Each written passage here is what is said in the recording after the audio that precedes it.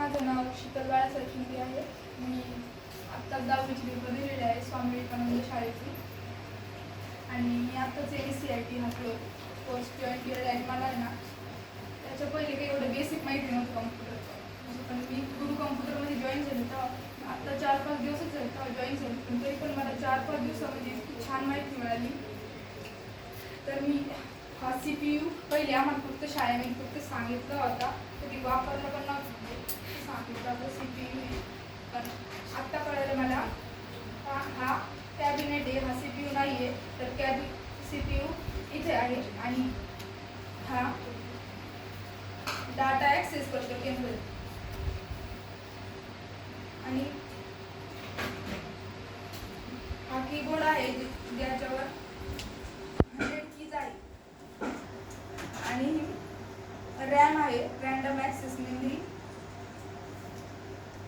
आणि जो हा CPU आहे हा कम्प्युटरचा मेंदू आहे. जसा माणसाचा जसा मेंदू असतो, जर त्याला मेंदू जर नसला तर असं काही काम नाही, म्हणजे कामाचं नाही. तसंच मग जर कम्प्युटरला जर हा नसलेला तर तसं कम्प्युटर पण काही कामाचा नसतो.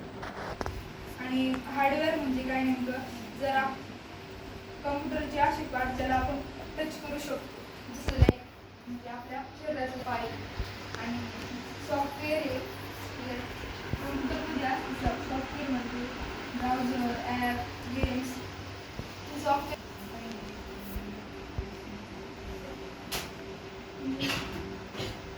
कीबोर्ड पण दोन टाईपचा असतो, एक वायरलेस आणि एक विदाउट. एक वायरलेस आणि एक विथ वायर्स. आणि माऊस पण एक वायर असतो, एक विदाउट वायर असतो, जो आपण हा लॉंग डिस्टन्सवर यूज करू शकतो. आणि हा वायफाय सोबत कनेक्ट असू शकतो. आणि हा दुसरा माऊस जो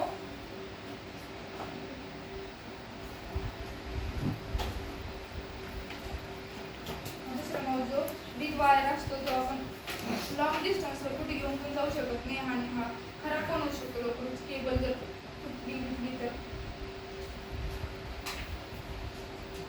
आणि हे ड्रम मशीन जे आजकाल शाळेमध्ये प्रेझेंटीसाठी त्यासाठी यूज केलं जातं. आणि आधार कार्डमध्ये पण जर आपण थंब मशीन द्यायचं असतो तेव्हा आपण बायोमेट्रिक टाईपने करू शकतो.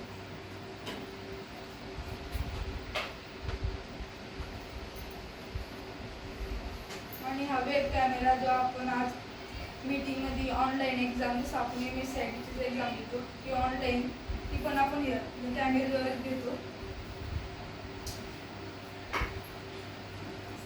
थँक्यू सर, तुम्ही मला म्हणजे एवढं छान मार्गदर्शन केलं. आता एवढे 4-5 दिवसच झाले. आणि तुम्ही मला आतापर्यंत तरी कम्प्युटरची जास्त प्रमाणामध्ये माहिती भेटेल. आणि मी अजून हा क्लास म्हणजे अजून जर रेग्युलर जॉईन राहिले आणि नीट जर सगळं फोकसली जर केलं तर मला अजून छान माहिती मिळेल तुमच्याकडून. थँक्यू.